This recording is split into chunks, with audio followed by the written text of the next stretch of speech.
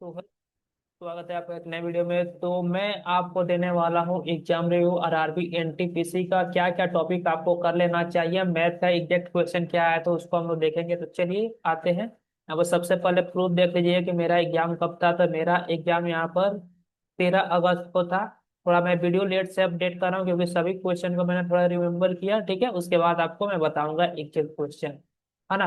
तो देखिए यहाँ पर मैथ का, रीजनिंग का और जीएस करंट अफेयर कैसे क्वेश्चन थे। तो सबसे पहले यहाँ पर 20 तो क्वेश्चन आप मैथ में इजीली कर सकते थे, इस तरह का क्वेश्चन थे, है ना। ठीक, 20 और जो 10 क्वेश्चन आपको दिख रहे हैं तो 10 क्वेश्चन बोल सकते हैं मॉडरेट टू हार्ड वो थे, है ना।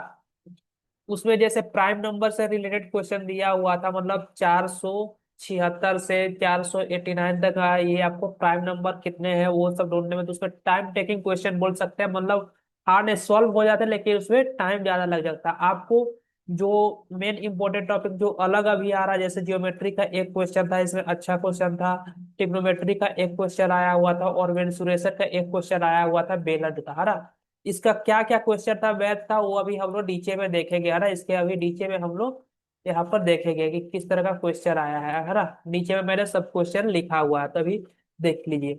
उसके बाद देखते हैं यहाँ पर रीजनिंग का क्वेश्चन। तो रीजनिंग का क्वेश्चन 30 थे, मेरे को तो इजी लगा क्योंकि मैंने 30 का 30 अटेंड कर लिया। मैंने इसमें 28 अटेंड किया, कितने 28, है ना।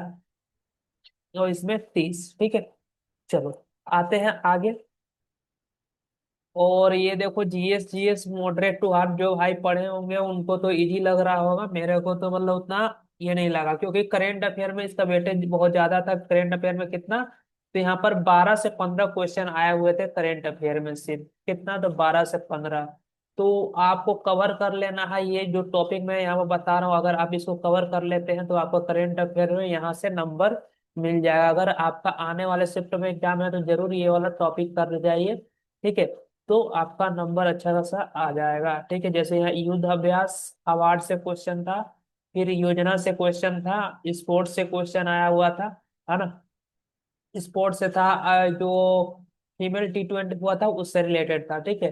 और पीएम से रिलेटेड था कि पीएम को कोई अवार्ड मिल रहा है या कोई इनोग्रेशन कर रहे हैं तो उससे रिलेटेड एक क्वेश्चन था। और रैंकिंग भी, रैंकिंग से भी क्वेश्चन आ रहा है और अपॉइंटमेंट से भी क्वेश्चन आया हुआ था, ठीक है। चलो जीएस का भी क्वेश्चन देख लेंगे, नीचे में यहाँ पर जीएस का क्वेश्चन है। और बाकी जो मेरे को जितना याद है मैं उतना बता रहा हूँ। फिर यहाँ पर देखो जीएस में क्या क्या क्वेश्चन था तो वो मैं बता दे रहा हूँ यहाँ पर जो मेरे को याद है, ठीक है। तो यहाँ पर देखो जीएस से आर्टिकल 79 से पूछा था, तो इसके अंदर क्या क्या आता है तो पता है। पार्लियामेंट मतलब संसद, लोकसभा और राज्यसभा, ये ऑप्शन में था, ठीक है। फिर टिहरी डैम से एक क्वेश्चन आया हुआ था, टिहरी डैम वो किस नदी पर है ना। तो ये भी देख लेना, ये भागीरथी पे होता है। फिर एससी एसटी से रिलेटेड एक आर्टिकल पूछा था कि वो कितना है, वो क्या क्वेश्चन था मेरे को ठीक से याद नहीं है।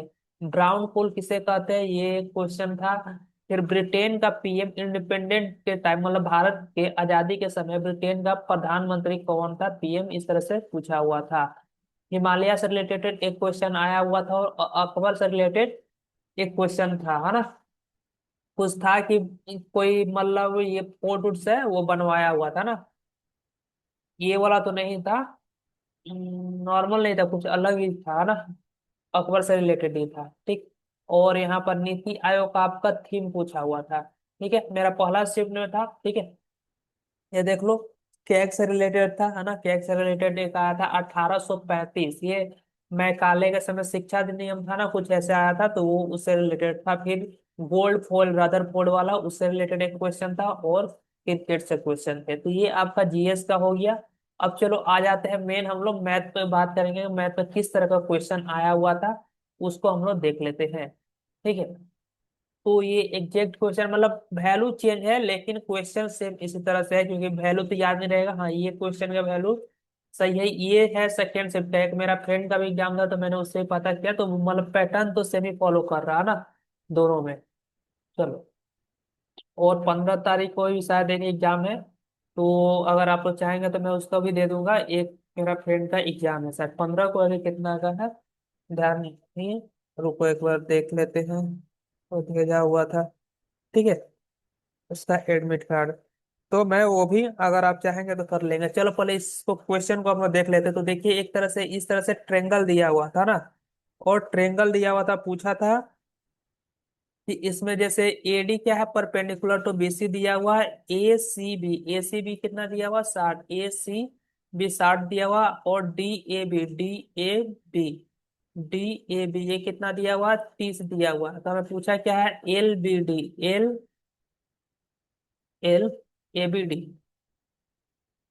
नहीं, ये दे दिया हुआ था ना। तो अपने से पूछा क्या था, हाँ ये ए बी डी ठीक है। तो ये वाला एंगल अपने से पूछा था, तो ये कितना हो जाएगा देखो, अगर ये 30 है तो ये कितना हो जाएगा, ये 60 हो जाएगा। क्यों, क्योंकि इन दोनों का योग होता है इसके बराबर। ये कितना दिया हुआ, 90, इसके मतलब परपेंडिकुलर मतलब क्या होता है, 90 डिग्री। तो ये 30 हो गया, तो ये कितना हो जाएगा, 60। तो 60 इस तरह से आंसर हो जाता है ना। इसी तरह का क्वेश्चन था, सेम तो नहीं बोल सकता लेकिन इस तरह का क्वेश्चन था। और देखो यहाँ पर नहीं, उसका 20 तारीख का एग्जाम है, ठीक है, मेरा फ्रेंड का। चलो आगे देख लेते हैं यहाँ पर। तो ये दूसरा है प्रॉफिट लॉस। प्रॉफिट लॉस से रिलेटेड इस तरह क्वेश्चन है, एक वस्तु को 6 रुपए में बेचने में 45% का लॉस होता है, तो 1 रुपए में कितना वस्तु बेचे कि उसे 10% का लाभ हो। तो देखो ये सिंपल होता है, एक है ना, रुपया, रुपया बता वस्तु इंटू प्रॉफिट, 100 प्लस प्रॉफिट, और ये 100 माइनस लॉस, ये फॉर्मूला होता है ना। तो यहाँ पर 6 वस्तु, 1 रुपए में 6 वस्तु बेचने पर 45% का लॉस हो रहा है, तो 100 में से 45 घटा देंगे तो 55, ठीक है। और 1 रुपया में एक वस्तु बेचने पर उसको 10% का प्रॉफिट होता है, तो 110 हो जाएगा। काट देंगे यहाँ से, तो ये दो और दो से काट देंगे तो 3, तो एक्स का वैल्यू कितना आ जाएगा, 3 अपना आंसर आ जाता है ना। तो सेम क्वेश्चन आया हुआ था, ठीक। और चलिए आते हैं अगला। यहाँ पर देखो सिंपल टेस्ट से क्या क्वेश्चन था। तो सिंपल टेस्ट से इस तरह से क्वेश्चन था कि मतलब अमाउंट सेम नहीं है ना, मतलब जो एग्जाम में था वो नहीं है। मैंने अपने से यहाँ मान लिया कि जैसे 1000 रुपया था, उसको दो भागों में इन्वेस्ट किया जा रहा है, एक ए एक बी में, है ना। समय कितना था, 3 साल के लिए। पहला पर इसको 4% और दूसरे पर 5% था। दोनों में बोल रहा था कि इंटरेस्ट बराबर है ना। तो ए में कितना रुपया इन्वेस्ट किया गया ये पूछा गया था, है ना। तो इस तरह से कर सकते थे, मतलब ये देखो ए है और ये, इस पर कितना इंटरेस्ट मिल जाता, तो चार, ये 12%, और बी पर कितना इंटरेस्ट मिल जाता। तो यहाँ पर रेशियो निकाल लेते, पूरा सॉल्व नहीं करते, 3 ही 5 15%, है ना। तो यहाँ पर सॉल्व करते इसको, तो कितना आ जाता, 3 चौका 12, 3 ही 5 15, मतलब ए को कितना मिलेगा, 5, और बी का कितना आ गया, 4, है ना। इस तरह से अब इसको, इसका पूछा था ए का, तो बांट देते, यहाँ पर कटेगा नहीं। टोटल अमाउंट कितना था यहाँ पर, 10,000। तो ए को कितना मिल रहा, 5, टोटल कितना है, 9, है ना। तो इस तरह से आंसर आ जाता है इसको सॉल्व करने के बाद, ठीक। आते हैं अगला क्वेश्चन पर। देखो कि यहाँ पर पूछा था कि प्रथम 62 सम संख्याओं का औसत क्या होगा, है ना। प्रथम 62 सम संख्या का औसत, तो ये क्या हो जाता है, सम संख्याओं का औसत n+1 हो जाता है। तो यहाँ पर 62 है ना, 161 में एक जोड़ देंगे तो 163 हो जाएगा, ठीक है। चलो अगला क्वेश्चन है। यहाँ पर देखो ये सब क्वेश्चन थोड़ा टाइम टेकिंग लग रहा था, हार्ड भी मेरे को लग रहा था। मैंने इस तरह का एक क्वेश्चन स्किप कर दिया क्योंकि उसमें टाइम बहुत लग जाता है ना। बोला था कौन सा प्राइम, मतलब ये इसके बीच में कितने प्राइम नंबर है ना, ये काउंट करने के लिए। 1 से 100 तक होता, थोड़ा इजी भी रहता है, याद भी रहता है, कर लेते। लेकिन यहाँ पर थोड़ा लंबा लंबा लिखना पड़ रहा था, ये गैप थोड़ा और ज्यादा ही था शायद, है ना, इसलिए। तो इसको सॉल्व कर लेना अपने से आराम से, इस तरह का क्वेश्चन। फिर यहाँ पर देखो बोला हुआ था कि इस तरह का क्वेश्चन के दो लगातार सम संख्याओं का वर्गों का अंतर इतना है, तो वो संख्याओं का योग कितना होगा, ठीक है। तो ये भी अच्छा क्वेश्चन था, बढ़िया था, इसको भी कर सकते हैं ना।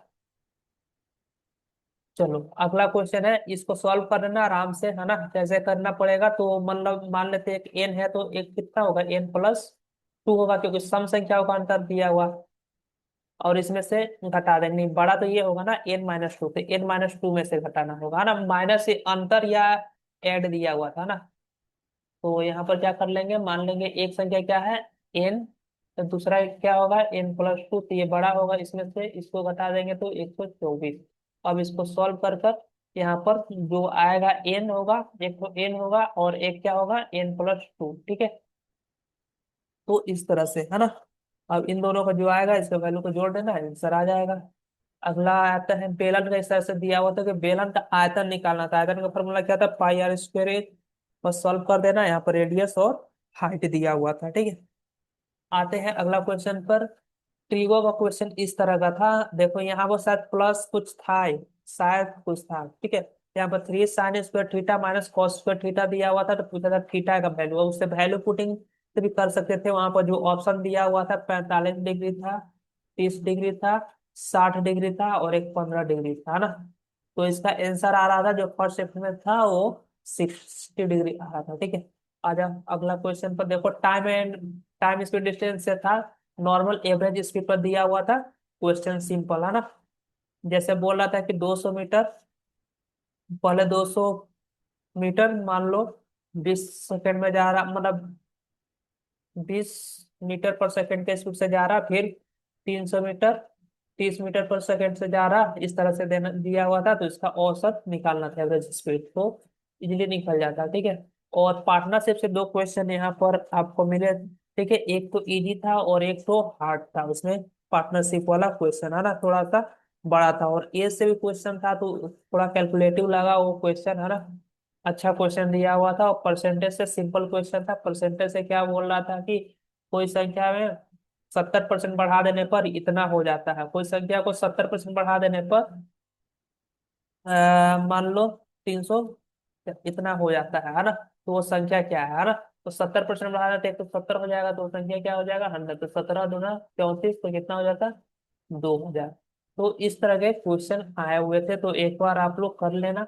बाकी यही था रिव्यू। और रीजनिंग में तो देख ही लिए हो, रीजनिंग में कोई बताने वाला चीज नहीं है, नॉर्मल। हाँ बस ये वाला ध्यान देना, ये तो मैंने देखा ना, मतलब 2 फ्लोर से क्वेश्चन आए हुए थे, ठीक है।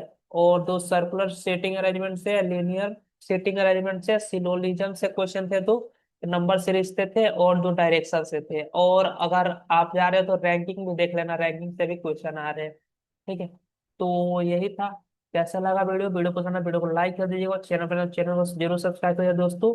इस चैनल पर मैं मैथ का वीडियो भी अपलोड करने वाला हूँ, काफी अच्छे अच्छे क्वेश्चन, अगर आप चाहें तो टफ क्वेश्चन को भी मैं यहाँ पर सॉल्व कराऊंगा ना। तो एक बार वीडियो को लाइक कर देना। और हाँ, अगर मैथ आप देखना चाहते हैं तो रोजगार रिवीजन एक यूट्यूब चैनल है, क्या है, रोजगार रिवीजन, रोजगार रिवीजन, है ना। उस पर मैंने, ये यूट्यूब चैनल है, तो इस पर मैंने मैथ का कुछ वीडियो कराया है जो टॉपिक वाइज है, टॉपिक वाइज मतलब चैप्टर वाइज ये है, चैप्टर वाइज। तो उसको कर लेते हैं तो आपको वहां से भी फायदा मिल जाएगा, है ना। और बाकी इस चैनल पर भी आपको वीडियो मिलने वाला है, तो एक बार प्लीज वीडियो को लाइक कर दीजिएगा, और थोड़ा सपोर्ट बनाइए, और चैनल को भी सब्सक्राइब कर दीजिएगा। और जो 20 तारीख का है एग्जाम, उसका भी अगर रिव्यू होगा तो हो सकता है तो मैं आपको दे दूंगा, ठीक है। ट्रेड का एग्जाम है। तो चलो मिलते हैं अगले वीडियो में। बाय आज के लिए।